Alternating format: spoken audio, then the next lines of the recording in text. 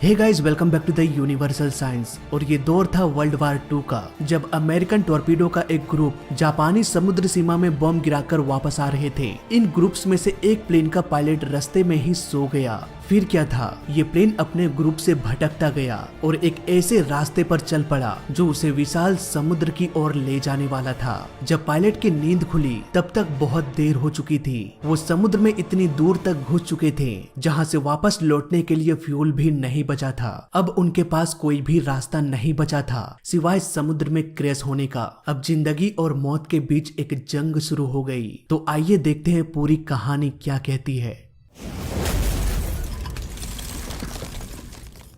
इस कहानी की शुरुआत होती है 1942 से, जब जापान, चीन और जर्मनी के बीच सेकेंड वर्ल्ड वार चल रहा था। इसी युद्ध के दौरान जापान ने अमेरिका के पर्ल हार्बर में अटैक कर दिया था। यही वजह है कि अमेरिका भी सेकेंड वर्ल्ड वार में शामिल हो गया और वह किसी भी कीमत पर जापान से बदला लेना चाहता था। इसलिए यूएस नेवी के बहुत सारे टॉर्पीडो बॉम्बर्स पैसिफिक ओशियन के अंदर जितने भी जापानी सबमरीन मौजूद थे उन्हें नष्ट करने के लिए एयरक्राफ्ट निकल पड़े। कुछ ही घंटों में टॉर्पीडो एयरक्राफ्ट जापानीज सबमरीन के ऊपर बम गिराकर वापस निकल पड़े। इसी ग्रुप में से एक एयरक्राफ्ट में 3 लोग मौजूद थे, पायलट हेराल्ड, बॉम्ब फेंकने वाला टोनी और रेडियो मैन जिन। ये सभी अपने प्लान के मुताबिक बॉम्ब गिराकर वापस लौट रहे थे, लेकिन तभी अचानक पायलट को नींद आने लगी। अब प्लेन बिना पायलट के उड़ने लगा था। प्लेन को किस ओर जाना था और ये किस ओर जा रहा था, ये डिसाइड करने वाला प्लेन में कोई भी नहीं था। पायलट के अलावा और 2 लोग भी थे जो कि प्लेन के कैबिन में थे, ना कि कॉकपिट में।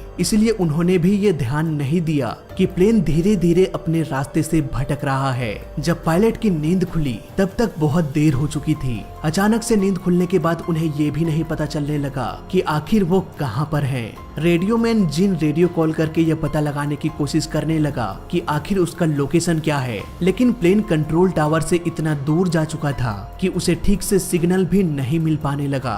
उन्हें रेडियो कॉल पर अमेरिकन नेवी का कोई भी आवाज नहीं सुनाई दिया। जो आवाज सुनाई दिया वो एक जापानीज की आवाज थी। तुरंत ही रेडियो कंट्रोलर रेडियो को डिस्कनेक्ट कर देते हैं और मोर्स कोड के जरिए संदेश भेजने की कोशिश करते हैं ताकि अमेरिकन नेवी मदद के लिए पहुंच सके। उधर एयरक्राफ्ट का फ्यूल भी कम हो रहा था, इसलिए पायलट हैरान होकर जिन से कहा कि तुम्हें दोबारा से रेडियो को जोड़ना पड़ेगा। रेडियो को वापस जोड़कर संपर्क करने के बावजूद भी वो यूएस नेवी से कांटेक्ट नहीं कर पाए। अब ऐसे में पायलट्स के पास वाटर लैंडिंग करने के अलावा और कोई भी रास्ता नहीं बचा।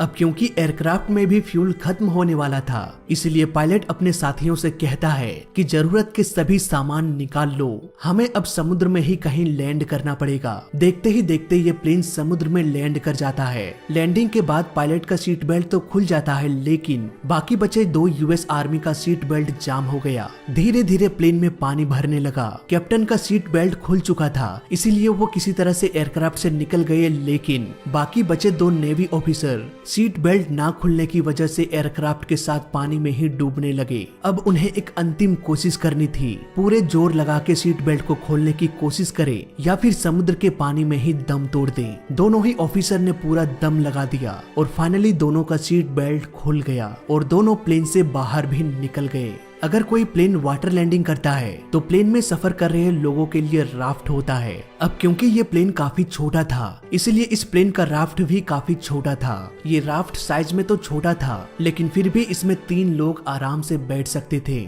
फिर क्या था, तीनों नेवी ऑफिसर इस राफ्ट में सवार होकर इंतजार करने लगे कि कोई तो आएगा हमें बचाने के लिए। कुछ ही घंटों बाद एक एयरक्राफ्ट उन्हें ढूंढते हुए पहुंच गई, पर इस विशाल समुद्र में एक छोटे से राफ्ट में बैठे 3 लोगों को देख पाना बहुत ही मुश्किल था। इसलिए रेस्क्यू टीम उन्हें नहीं देख पाया और वापस लौट गए। विशाल समुद्र, एक छोटा सा राफ्ट और राफ्ट में बैठे 3 लोग। दूर दूर तक कुछ भी दिखाई नहीं दे रहा था सिवाय पानी के। रेस्क्यू टीम के वापस जाने के बाद उन्हें घर जाने की कोई भी उम्मीद नजर नहीं आती। राफ्ट में ना तो खाने का सामान था और ना ही पीने के लिए मीठा पानी। भूखे प्यासे उन्होंने किसी तरह एक दिन गुजार लिया, पर रात गुजारना इतना भी आसान नहीं होता। उनका राफ्ट इतना छोटा था कि उनमें से कोई भी उसमें सो नहीं सकता था। रात के कुल्फी जमा देने वाले ठंड से भी बचने का कोई भी जरिया नहीं था। लेकिन करे भी तो क्या करे, आधी रात को पायलट को प्यास लग जाती है, लेकिन पीने के लिए समुद्र के पानी के अलावा और कुछ भी नहीं था। फाइनली उन्होंने वो किया जिसके बारे में हम सोच भी नहीं सकते। उन्होंने अपने जूते में पेशाब करके और फिर पी गया। ये देखकर उसके दोनों साथी हैरान हो गए। अगली सुबह पायलट सूरज को देखकर ये अनुमान लगाता है, अगर हम इसी तरह बहते रहे तो कुछ ही हफ्तों में किसी न किसी आइलैंड तक पहुंच जाएंगे। पर टोनी कहता है कि अगर हम पहुंच भी गए तो उससे पहले हम भूख और प्यास से मर जाएंगे, हमारी लाशें ही उस आइलैंड तक पहुंचेगी। तभी जिन कहता है कि यहाँ पर बहुत सारी मछलियाँ तैर रही है जो हमारे भूख को मिटा सकती है, लेकिन इसे पकड़ने के लिए हमें कांटे की जरूरत पड़ेगी। तब टोनी अपना खाली गन निकालता है और बंदूक में लगा स्प्रिंग का यूज करके वो कांटा बना लेता है। उस कांटे को पानी में डालकर मछली पकड़ने की कोशिश करने लगा। तभी उसके कांटे में कुछ फंस जाता है। वो बार बार रस्सी खींचने की कोशिश करता है और इसी चक्कर में रस्सी भी टूट जाती है। ये सब देखकर टोनी निराश हो जाता है और सीधे समुद्र में छलांग लगा देता है। उसके पीछे टोनी भी कूदने वाला होता है। तभी हेराल्ड उन्हें रोक लेता है और कहता है कि यहाँ पर बहुत बड़े बड़े शार्क पाए जाते हैं।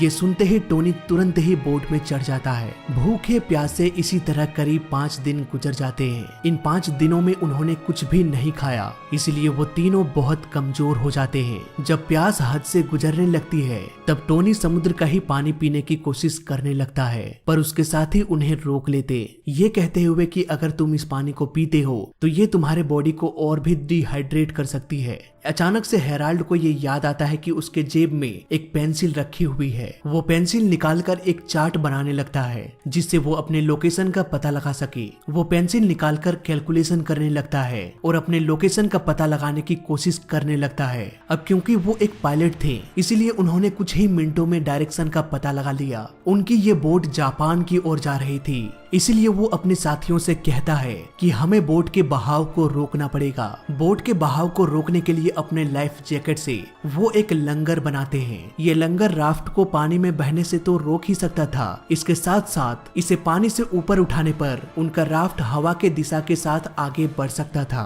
ठीक उसी रात जब सब सो रहे होते हैं तभी बारिश होना शुरू हो जाती है। ये देखकर सभी के चेहरे में खुशी झलक आती है और आसमान की एक एक बूंद को पीने की कोशिश करने लगते हैं। बोट में भी कुछ बरसात का पानी जमा होने लगता है जिसे बाद में वो लोग यूज करना चाहते थे। अगली सुबह जिम फिर से मछली पकड़ने की कोशिश करता है पर वह खुले हाथों से एक भी मछली नहीं पकड़ पाता, जिससे जिम परेशान होकर अपनी जेब से एक चाकू निकालता है और निशाना लगाकर एक मछली पर मार देता है। चाकू सीधे शार्क के बच्चे को लगती है जिससे वो एक ही जगह पर घूमने लगता है। तब जिन किसी तरह से उस मछली को पकड़कर अपने राफ्ट में ले आता है और उसे मारकर खाने लगता है। पिछले 1 हफ्ते के बाद खाने के नाम पर वो कच्ची मछली खा रहे थे। इसके बाद उनके शरीर में थोड़ी बहुत जान आ जाती है। कुछ ही देर बाद उनके राफ्ट के चारों ओर शार्क घूमने लगती है। दरअसल यहाँ पर छोटे शार्क का खून पानी में घुल चुका था। इसी को सूंघते हुए बहुत सारे शार्क राफ्ट की ओर आने लगे, लेकिन कुछ ही देर बाद सारे शार्क वापस चले जाते हैं। वो अब खाना भी खा चुके थे, बरसात का पानी भी पी चुके थे, लेकिन जैसे जैसे दिन बीतता गया धीरे धीरे फिर से वो कमजोर होने लगे। एक रात जब जिन पानी में हाथ डालकर बैठा होता है तभी एक शार्क उसके हाथ पर हमला कर देती है, लेकिन उनकी किस्मत शायद अच्छी थी, उन्हें ज्यादा चोटें नहीं लगी। अगली सुबह वो देखते हैं कि सामने कोई आइलैंड है। ये देखकर वो अपने बाकी साथियों को दिखाता है, पर उसके साथी जवाब देते हुए कहते हैं कि यहाँ पर तो कुछ भी नहीं है, जो कुछ भी दिखाई दे रहा है वो सिर्फ तुम्हारा भ्रम है और कुछ भी नहीं। इसी तरह करीब 15 दिन गुजर जाता है। उन्हें फिर से भूख लगने लगती है। तभी जिन देखता है कि उसके बोट में एक पक्षी बैठा हुआ है। वो अपने पैकेट से गन निकालता है और उस पक्षी को शूट कर देता है। घायल पंछी समुद्र में गिर जाती है। अब हेराल्ड सीधे पानी में कूद जाता है उस पंछी को वापस लाने के लिए। तभी एक शार्क भी उसके पीछे आ रही होती है। वो जल्दी जल्दी अपने राफ्ट की ओर आकर बैठ जाता है और शार्क उसके बोट के नीचे से निकल जाती है। 10 दिनों बाद उनके पास फिर से खाने के लिए खाना होता है। जैसे जैसे वो इस विशाल समुद्र में दिन गुजार रहे थे वैसे वैसे वो अपने दिमागी हालत भी खोते जा रहे थे। सभी को अजीब अजीब सी सपने आने लगे। इसी तरह करीब 30 दिन गुजर जाते हैं। इस 30 दिनों में उनका शरीर इतना कमजोर पड़ जाता है कि बोलने की भी ताकत नहीं बचती। ठीक उसी रात फिर से बारिश होती है और फिर से उन्हें पीने के लिए पानी मिल जाता है, लेकिन ये बारिश अपने साथ एक बहुत बड़ी तूफान लेके आया था। इस तूफान में उनकी बोट पलट जाती है। किसी तरह से तैरकर वो उल्टी बोट पर ही बैठ जाते हैं और किसी तरह से वो इस भयानक तूफान से बच निकलते हैं। रात भर तूफान से लड़ने के कारण वो लोग इतना थक चुके होते हैं कि वो बोट के ऊपर ही जिंदा लाश की तरह सो जाते हैं और अपने घर परिवार को याद करने लगते हैं। टोनी अपने घर वालों को याद करते हुए कहता है कि मैं इतनी जल्दी हार नहीं मानने वाला, क्योंकि मेरी बहन मेरा इंतजार कर रही होगी। उसकी तो अभी तक शादी भी नहीं हुई,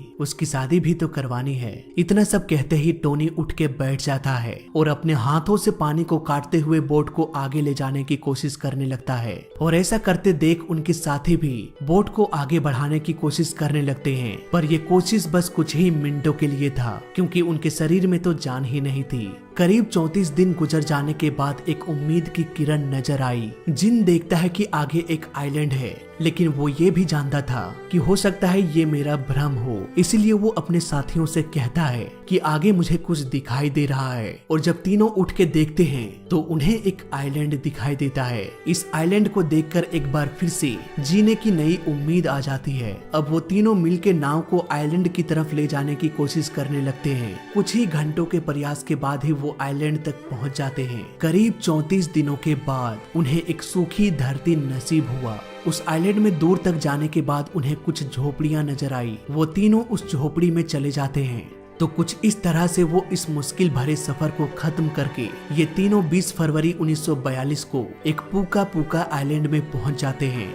इन तीनों के लिए भले ही सफर मुश्किलों भरा रहा, लेकिन ये हमें कुछ सीख दे गया। चाहे लाइफ में कितनी भी मुश्किलें क्यों ना हो, हमें कभी भी आस नहीं छोड़नी चाहिए, हार नहीं माननी चाहिए, क्योंकि एक उम्मीद जीना सिखाती है, जिंदगी से लड़ना सिखाती है। इसी जीने की उम्मीद लिए इन तीनों ने एक छोटे से राफ्ट में 34 दिन गुजार कर अपने जिंदगी की सबसे मुश्किल यात्रा को तय किया। तो फिलहाल इस वीडियो में अभी तक के लिए बस इतना ही। वीडियो अच्छा लगा तो लाइक कर देना, बुरा लगा तो डिसलाइक कर देना, और दोनों ही केस में इस चैनल को सब्सक्राइब कर देना, क्योंकि इस चैनल में सीखने के लिए बहुत कुछ है। तो मैं मिलता हूँ आपसे अगली वीडियो में, तब तक के लिए देखते रहिए और सीखते रहिए। जय हिंद, वंदे मातरम।